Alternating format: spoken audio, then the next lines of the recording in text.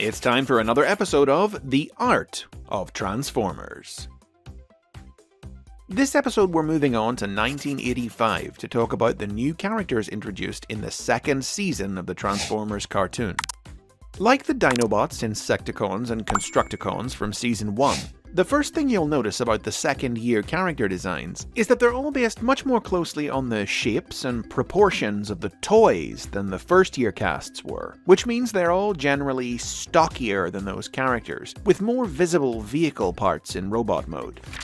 Several of the second-year toys are retooled from first-year figures, but their character designs were produced without regard for that fact. Compare how different Sideswipe and Red Alert look, despite being based on identical toys. The same is true for Hoist and Trailbreaker, Prowl and Smokescreen, and the second and first year Decepticon Jets. The designs still have some of the same quirks that affected the previous year's cast, as a result of the artists having a lack of sufficient reference material while creating them. For instance, the reference images for Grapple, Hoist, and Inferno obviously only showed the toys with missiles attached in place of their fists. Consequently, like Trailbreaker before them, their character designs rendered them as having only one hand, and reinterpreted the missiles not as removable, fireable projectiles, but as built-in gun barrels. The reference image for Blitzwing was mistransformed, causing his jet cockpit to wind up visible at the front of his tank mode instead of at the back where it should be. The reference for the three second-year Decepticon jet toys, Thrust, Dirge, and Ramjet, must also have been mistransformed, with the plain nose cones not folded back, leading to their iconic conehead design. The three have unique wing shapes, but otherwise share an identical central body that amalgamates the toy designs. It uses the guns from Thrust's toy, which are the same as the first-year jets, and the stickers from Dirge's, abandoning the other figures' unique weapons and decals. As with the first-year characters, some characters' designs also underwent revisions. Inferno's head was completely redesigned, from a rounded look to a more toy-accurate one. And Omega Supreme's initial design was loaded with detailing from the toy that would be stripped down and simplified for his finalized look. But for the most part, it wasn't the designs that got revised, but their colours. Many of the 1985 characters have alternate colour schemes that were updated as the design process went on. Grapple's early design has a more toy-accurate black helmet instead of an orange one. Trax's early design has black windows and bright white parts instead of greyish ones. Red Alert's early design is bright white instead of greyish off-white.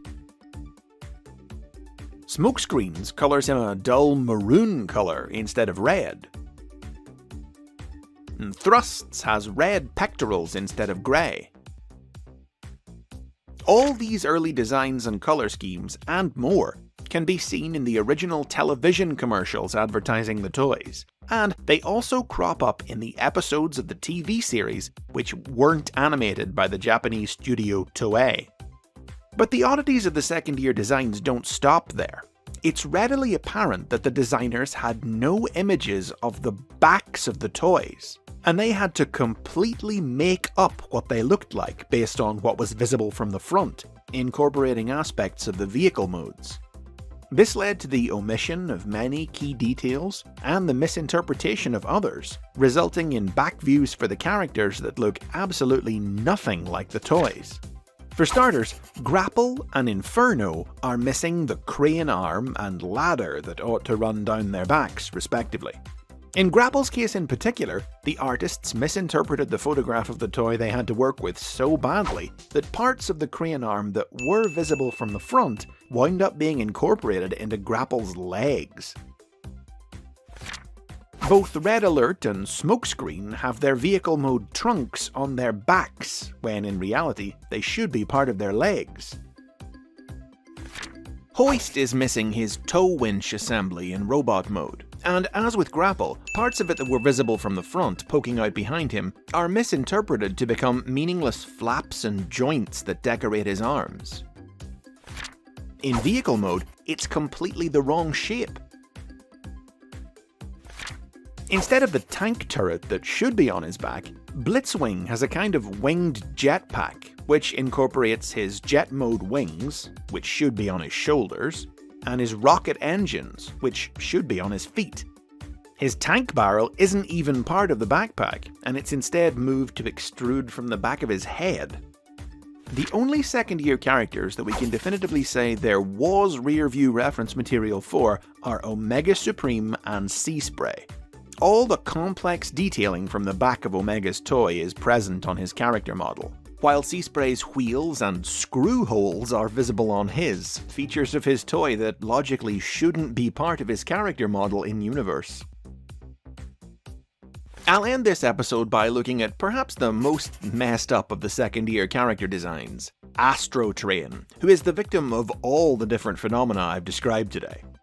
Astrotrain was designed based on images of a prototype toy, which had a different head from the toy that would actually be released, and a darker colour scheme with mostly grey wings versus the finished toy's purple.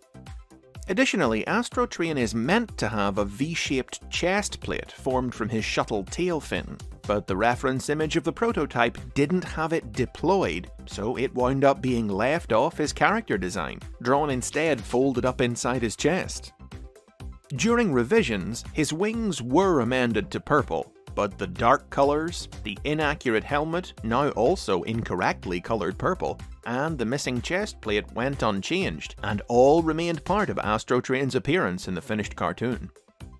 As the result of his rear-view character design being invented without reference, Astrotrain also rather infamously has his tail fin sticking out of his back in robot mode when it should be on his chest.